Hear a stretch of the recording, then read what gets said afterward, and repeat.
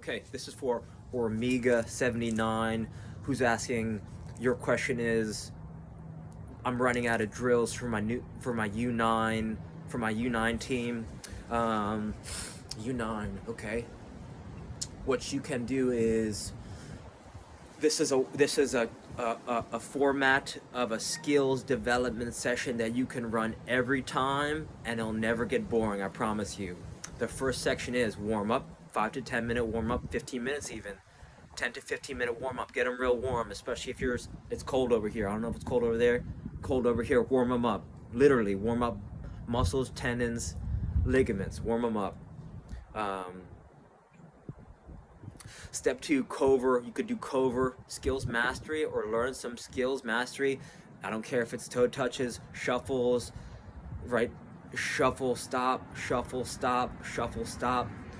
You know, shuffle, stop, push, shuffle, stop, push, shuffle, stop, push, right? There's a progression. If you download the COERVER Cover Skills app, it's going to take you through. So I think they give you all the foundational skills things, and you might have to pay for more, but just those alone, right? You teach your team a new skills move every practice or every week, and their skills and development, their dribbling, and then if their dribbling improves, their passing improves because now they got their head up, all their decision making improves.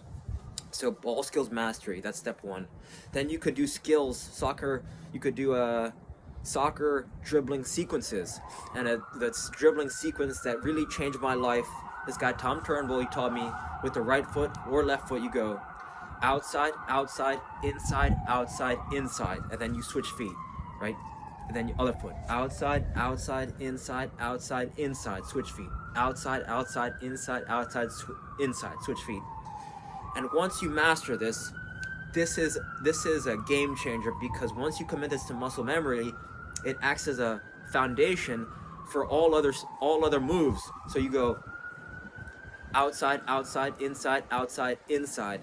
And then you go outside, outside, inside, outside, scissor, or outside, outside, inside, outside, chop, or outside, outside, inside, outside, L move, right? So it's a building block. It's like I call it the Rosetta Stone of dribbling, because once you master it, you combine it with every other move you know, and your dribbling abilities tremendously improve. The key is saying out loud when you're teaching it, and have the players teaching it, saying it out loud when they're learning it. Another key is going slow, right? I teach this to players and they try and go way too fast. Slow is smooth, smooth is fast. Slow is smooth, smooth is fast. Outside, outside, inside, outside, inside. Outside, outside, inside, outside, inside. Outside, outside, inside, outside, inside. You have them say this out loud, nice and easy. The whole team's got a ball at their feet. Outside, outside, inside, outside, inside. Now everyone's saying it in unison while doing it. Outside, outside, inside, outside, inside. That would be step 2, right? Soccer dribbling sequences. Step 3, barrel game.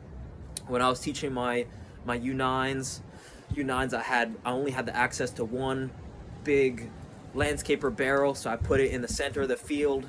You can actually put it in the dead center of the field, so you have the natural painted on.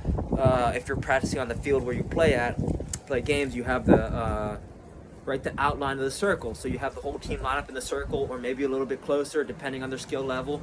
And then everyone's got a ball in their hands. You start with a bounce. The goal is to juggle while moving forward to get the ball into the barrel.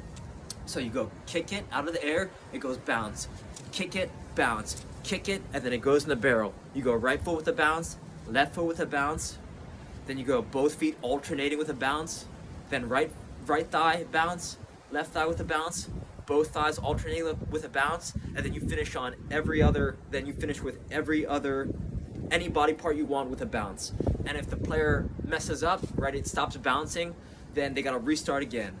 And if they're just, having fun with it and getting better, hey, if they're getting better, right, have them keep it going. Even if they do 2 bounces, just have them pop it up and having fun with it. right? As long as it's getting bounces, maybe when it hits the ground and stops dead, maybe they got to go restart again.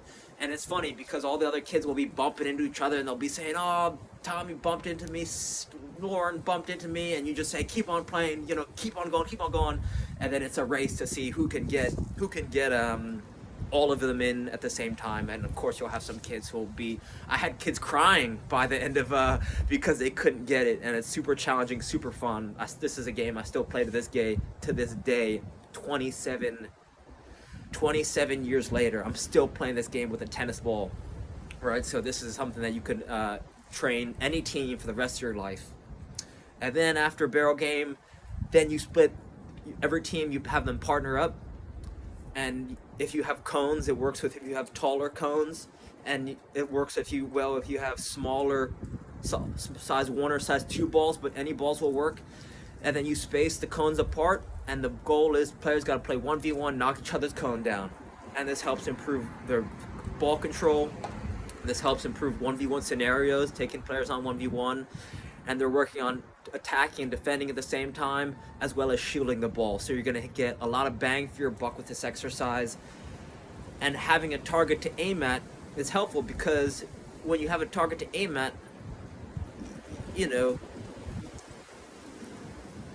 if you're shooting and hitting the target, it's like a measurement of whether the things you're working on are working, right? So you aim and let's say you try to aim for a bullseye with a bow and arrow, and you hit the target, but it's not the bullseye.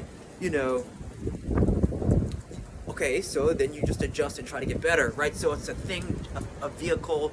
The drill is an exercise to help improving, if that makes sense, right? You're improving on your ability to improve.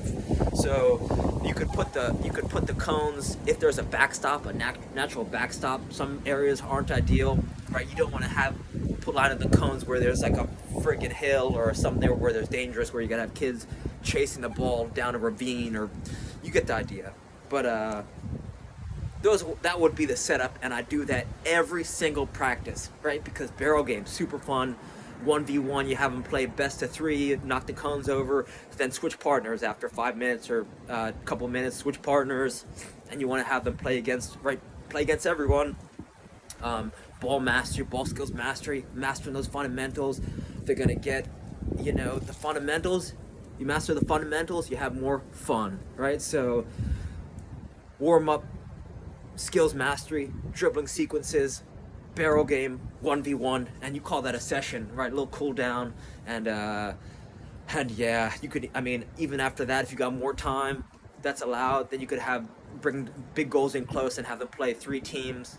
One team is bumpers, and then they're just playing a goal and having a great time, transitioning quick between offense and defense.